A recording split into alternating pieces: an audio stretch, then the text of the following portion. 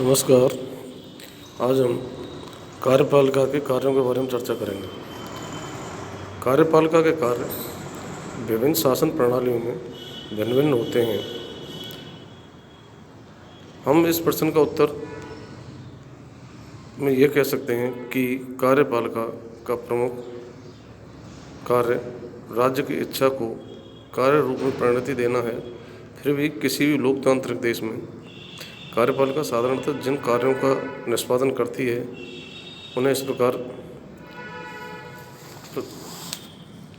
व्यक्त किया जा सकता है। प्रशासनिक कार्य।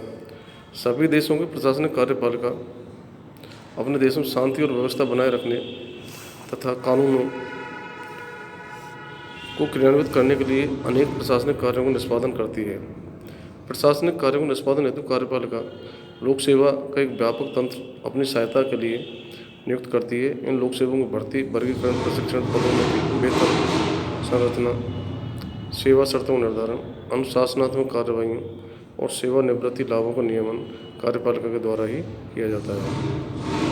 कार्यपालिका देश में आंतरिक शांति स्थापना का वह महत्वपूर्ण कार्य करती है जो देश में विकास की विभिन्न योजनाओं को लागू करने के लिए एक अनिवार्य पूर्वापेक्षा है। इनके अतिरिक्त व्यापार और यातायात, शिक्षा और स्वास्थ्य, कृषि और नागरिक जीवन का नियंत्रण तथा अनेक सामाजिक सेवा का प्रशासन निष्पादन कर नागरिकों को संतुष्ट करना कार्यपालिका का दायित्व है। नंबर 2, राजनयिक या वैदेशिक कार्य। किसी भी देश की कार्यपालिका विश्व के अन्य देशों के साथ वैदेशिक संबंधों का संचालन करती है। दूसरे देशों के साथ अंतर्राष्ट्रीय स्तर पर व्यवहार होता है, संधियाँ होती हैं, समझौते होते हैं और राजदूतों का आदान प्रदान होता है। इन समस्त संदर्भों में निर्णय लेकर कार्य निष्पादन कार्यपालिका द्वारा ही किया जाता है। मंत्रिपरिषद के एक सदस्य, जिसे विदेश मंत्री के नाम से जाना जाता है, इस कार्य के निर्वाह के लिए पृथक से उत्तरदायी होता है। वैदेशिक संबंध के संचालन का यह क्षेत्र अत्यंत जटिल और संवेदनशील होता है क्योंकि इसमें विशेषज्ञता, गोपनीयता और कूटनीतिक चातुर्य के गुणों की आवश्यकता होती है। इन्हीं गुणों के कारण ये कार्य व्यवस्थापिका जैसे वृहद निकाय द्वारा न किया जाकर कार्यपालिका जैसे छोटे निकाय द्वारा किया जाता है। वित्तीय कार्य।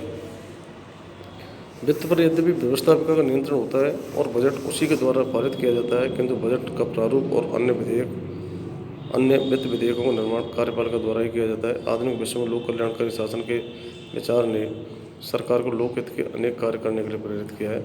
इस पृष्ठभूमि में आर्थिक नियोजन व योजनाओं का संचालन कार्यपालिका का मुख्य कर्तव्य बन गया है। देश की संपूर्ण आर्थिक स्थिति पर व्यवहार में कार्यपालिका का नियंत्रण होता है। कार्यपालिका ही देश की सरकार की आय के विभिन्न साधनों की पर्याप्तता अथवा अपर्याप्तता और नवीन साधनों की खोज पर विचार करती है। कार्यपालिका ही कोष में होने वाली आय के उपयोग की प्राथमिकताओं का निर्धारण करती है। सैनिक कार्य। वर्तमान विश्व में विचारधाराओं के आपसी टकराव के कारण सुरक्षा का प्रश्न अत्यधिक महत्वपूर्ण बन गया है। लगभग सभी देशों में कार्यपालिका का संवैधानिक अध्यक्ष ही राज्य की सैनिक शक्ति का सर्वोच्च अधिकारी होता है। वह सशस्त्र सेनाओं का सर्वोच्च सेनापति, कमांडर इन चीफ होता है। सेना के अन्य उच्च अधिकारियों नियुक्ति, पदोन्नति, अवनति, पदच्युति भी उसी के द्वारा होती हैं। उसी में युद्ध या शांति की घोषणा करने का अधिकार भी नियत होता है। संयुक्त राज्य अमेरिका में राष्ट्रपति युद्ध और शांति की घोषणा संसद की अनुमति से कर सकते हैं। भारत और इंग्लैंड में यह शक्तियाँ संवैधानिक रूप से क्रम से राष्ट्रपति और राजा में नियत हैं, किंतु व्यवहार में इन शक्तियों का प्रयोग दोनों ही देशों में प्रधानमंत्री के परामर्श पर किया जाता है। युद्ध की स्थिति में तो कार्यपालिका इतनी अधिक संपन्न हो जाती है कि वह वास्तव में तानाशाही की तरह व्यवहार करने लगती है। स्वेच्छाचारी भी सर्वाधिकारवादी शासन व्यवस्था में कार्यपालिका की शक्तियाँ असीमित होती हैं।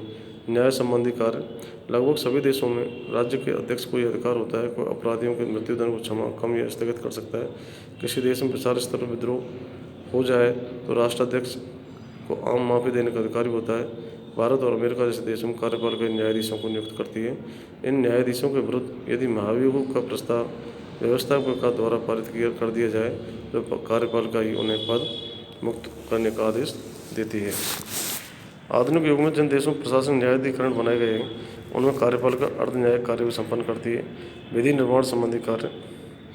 विधि निर्माण मूलतः व्यवस्थापिका का दायित्व है, किंतु विगत अध्याय में विवरण दिया जा चुका है कि प्रदत्त व्यवस्थापन की स्थिति ने विधि निर्माण के क्षेत्र में कार्यपालिका की शक्तियों को बढ़ा दिया है। प्रत्येक देश की कार्यपालिका व्यवस्थापिका अधिवेशन बुलाती है, उन्हें स्थगित करती है, सत्रावसान का आदेश देती है तथा उन्हें भंग कर सकती है। भारत और इंग्लैंड जैसे संसदीय शासन व्यवस्था वाले देशों में कार्यपालिका कानून निर्माण हेतु विधेयक तैयार करती है और उन्हें विधानमंडल में विचारार्थ प्रस्तुत करती है।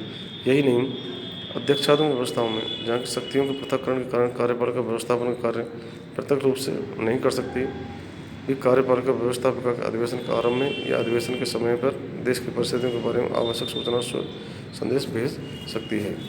व्यवहार में अध्यक्षात्मक कार्यपालिका भी संसदीय कार्यपालिका की तरह व्यवस्थापन का कार्य करने लगी हैं।